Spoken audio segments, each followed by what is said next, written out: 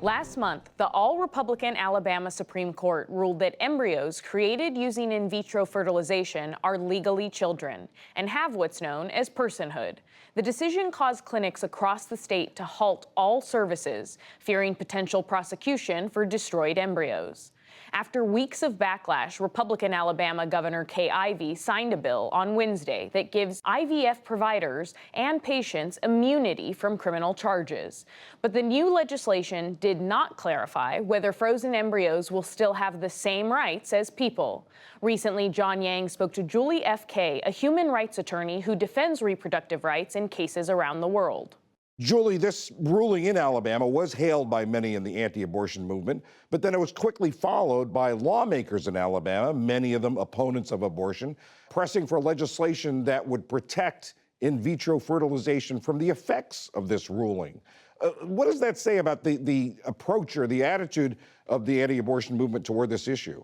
Well, what it says is this is an election year, and they realize that an anti-abortion position is wildly unpopular with voters. About 70% of the country right now supports the Roe versus Wade framework. And as we've seen in individual lives, abortion is a key healthcare issue for many women and families. So some of these legislators are trying to kind of peel off, who's deserving of reproductive health care by saying that IVF, yes, that's a good thing, but if you're going to make decisions about abortion or contraception or even miscarriage management, we're going to take that decision away from you and put it in the hands of anti-abortion folks and politicians. To make sure that everyone understands this issue, explain how fetal personhood affects in vitro fertilization and other reproductive health treatments.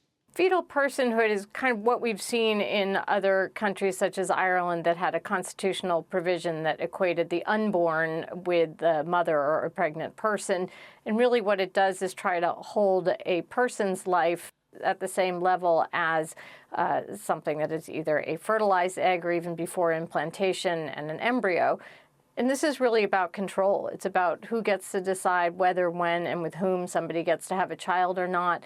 So what we're seeing here is really an attempt to broaden the anti-abortion position to control not just abortion, but also contraception, IVF, and a whole host of some of the most fundamental human rights decisions that women make. These other states that we mentioned that have similar laws, do they have protections or carve-outs for IVF and other reproductive health issues? The issue of whether IVF is banned or not is really new. It's not something that is that unexpected to those of us who have been working in the field for a long time, but it's kind of come upon us like gangbusters in the post-Roe landscape. And how different states handle this, both in the legislative arena as well as what public officials are saying as far as aiding and abetting of abortion and criminalization, how women get treated in fertility clinics or in emergency rooms or in reproductive health care generally, is really unknown right now. And what we are seeing is that more and more women are choosing to have medication abortions than ever before. Right now, that's the most popular method of abortion in this country, and telemedicine, virtual visits with your provider, are up to about 1/5 of the abortions in this country.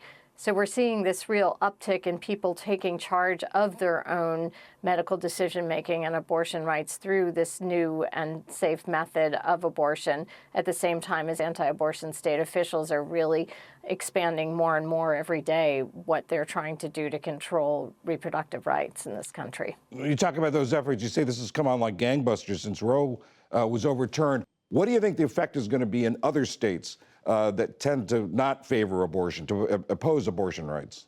Well, I think we're going to see some copycats of anti-abortion politicians and state officials really fervently trying to either erase access to IVF, stem cell research, contraceptives, a whole host of things. Well, at the same time, the anti-abortion movement is split because some opponents of abortion wouldn't go that far, or if they would go that far, they're not going to do it in an election year.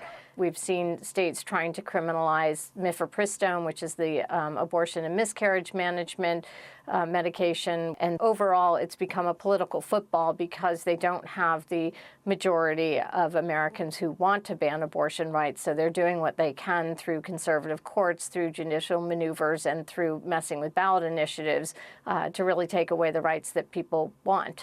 Julie F. Kay, human rights attorney, thank you very much. Thank you.